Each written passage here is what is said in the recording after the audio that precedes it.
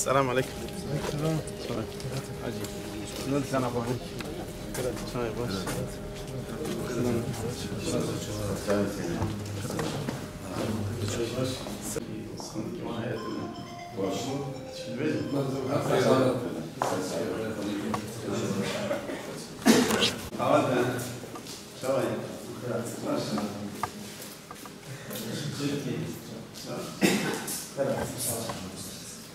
Başkanım hoş geldiniz. Hoş bulduk. Allah yardımcılar da yardımcınız olsun. Nasılsınız? Saygılarımı sunarım. Evet, iyisiniz. Saygılar sunarım. Sağ olun. Allah yardımcınız olsun. Vay sağ ol. Hocam sağ ol. Sen nasılsın? İyisin. Allah sen de. Sağ olun. Başınız. Ne çezdin? Sağ olun. Bir mekanete karşılaşırız. Size karşılaşırız.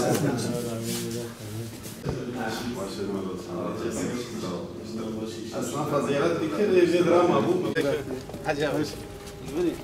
Mehmet Kağan dali ve Ali Şahanı başla şuna. Şahanı başla şuna.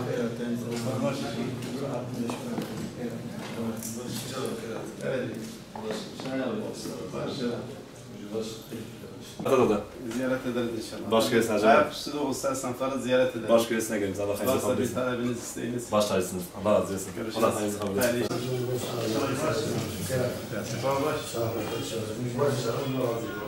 Çay baş.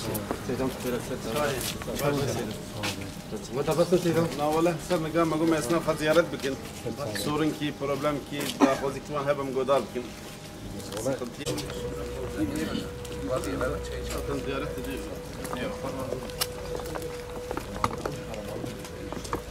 السلام عليكم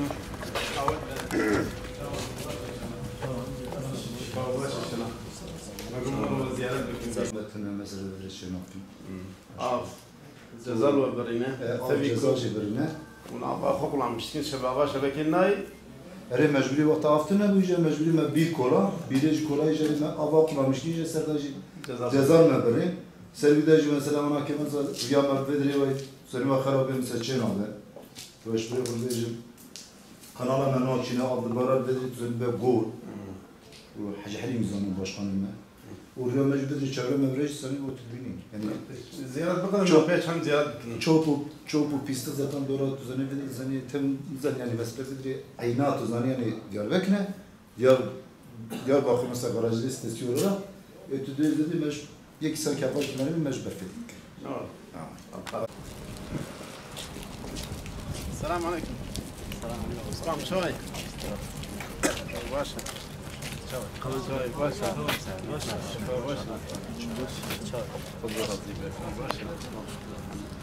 اسنافي باجر قلنا لما قدام ما قوم يسيتي يجيب قدين كان هذا راح حكي مجرمين. شوي شفتي. ايش كار الحمد لله. شو انا من باشا ان شاء الله. حسين شكي. باشا. شو انا من باشا ان شاء الله. باشا. Godar gün çok. Çıkıdı bez. Sağlığı çekiyor. Nah, burası razı. Kalsat şakirde. Baş ne? Tamam baş. Tamam baş inşallah. Lama اسمع في Diyarbakır nav bacır makadan da. Makadan da ne? Diyeceğim adam var vacı godar. Yardımcı ve bizi hizmet. Bir dua edin. Vaatın avına avına girip bunlar avımızdan çıkmasın. Kol zor azim. Maliye. Saçanlar artık. Abkhatri teşekkür ederim. Valla yine esnafa ziyaret ettik.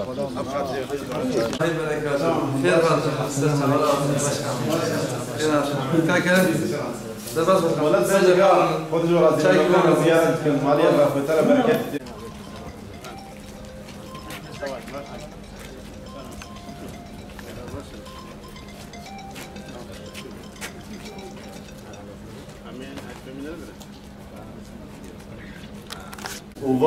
وفان أفضل جي سريمي وان ناباجر جدا كتنا باطنا سيتا أبوين لا خازم باشقا يشيلون.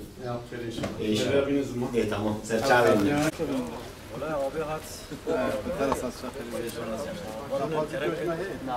ولا هين أصنافكم زيارة بكل هنا. سرچاوي مسترسل. دراسات شاكر أبقاتري و.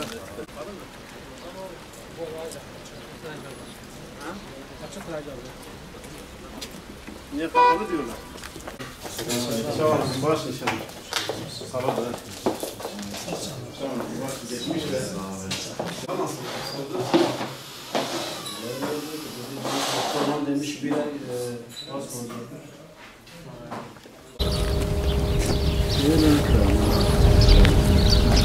Bismillahirrahmanirrahim. Bu hafta da Diyarkent Otogalericiler sitesi ile Ahmet City Otogalericiler sitesini ziyaret ettik. Doğrusu bu ziyaretlerimizde de yine esnafın ticaret yapamadığından, alışveriş yapamadıklarından ve dolayısıyla 2018 ile ilgili şikayetlerin sıklığından, çokluğundan yine muzdarip olduklarını ve bu şekilde 2017 yılının zaten sıkıntılı geçmesi ekonomik olarak gerek döviz kurlarının gerekse güncel meselelerin, sınır kapılarının bir ara kapanmış olması, yine hava yollarının özellikle Erbil ve Süleymaniye'ye giden yollarının hava yollarının kapalı olmasından kaynaklı bu ekonomik sıkıntılar esnafın genelinde etkili olmuş.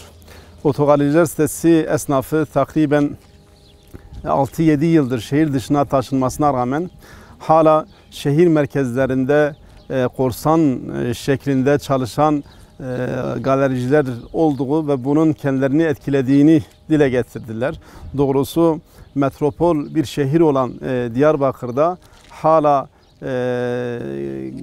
korsan bir şekilde şehir merkezlerinde çalışan otogalericilerin bulunması ayrıca düşündürücüdür. Dolayısıyla yetkililerin bu korsan bir şekilde çalışan galericileri şu an yapılmış olan ve şehir dışlarında olan ve şu an hazır vaziyette olan otogalericiler sitesine taşımaları için belki de zorlamaları gerekir. Kaldı ki bu otogalericiler sitesinde bazı altyapı eksiklerinin olduğunu gördük. Kimi şikayetlerinin olduğunu gördük.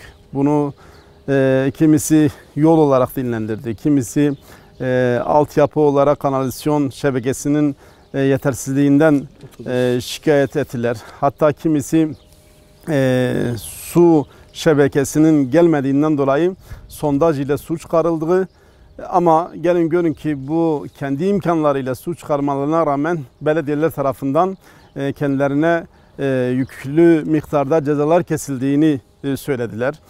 Yani kendi imkanlarıyla çıkarmış oldukları suyun parasını dahi istemek durumdadırlar. Bunların talepleri şebeke suyu gelsin, biz elbette ki sayacımızı bağlarız, elbette ki su paramızı veririz şeklindeydi. Haklı gerekçelerdeydi.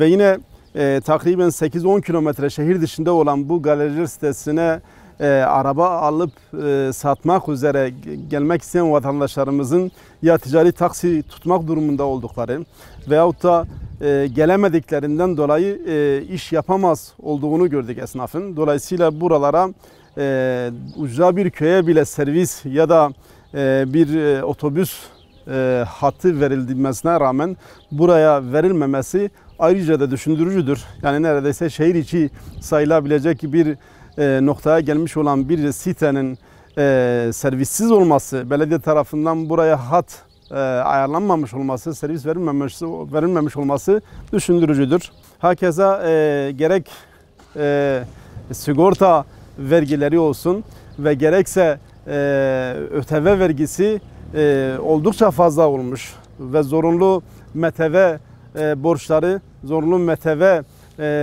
ödemeleri şu an her bir araca neredeyse 1000 TL'yi ya da 1500 TL'yi aşan rakama geldiği için haliyle araba almak isteyen vatandaşı bu etkilemekte. Yani düşünün, yılda 2 sefer vergi vermek, MTV vergisi vermek durumunda kalan vatandaş yani 2000-3000 TL dolayısıyla vergiye vermek durumundadır. Şimdi bunu fenli muayene ve sigorta ücreti, kaldı ki kasko yapmak isteyen araçlar kasko ücreti eklendiği zaman neredeyse bir aracı sürebilmek için ekstra 8-10 bin TL vermek durumundadır vatandaş. Dolayısıyla bu onun alım gücünü etkiliyor. Özellikle 2018'in içerisine baktığımız zaman belki binlerce esnaf şu an kepenkleri kapatma seviyesine gelmiştir. Dolayısıyla ülkedeki istikrar bunu etkilemektedir. Devlet yetkililerinin, özellikle hükümet yetkililerinin halkın bu mağduriyetini görmeleri ve istikrarın sağlanması adına gerekenlerin yapılması gerekir. Dolayısıyla vatandaşlarımızın sorunlarını dinlemeye, sorunlarıyla dertdar olmaya devam edeceğiz ve Allah'ın izniyle imkanlar dahilinde gücümüz nispetinde yapabileceklerimizi yapacağız.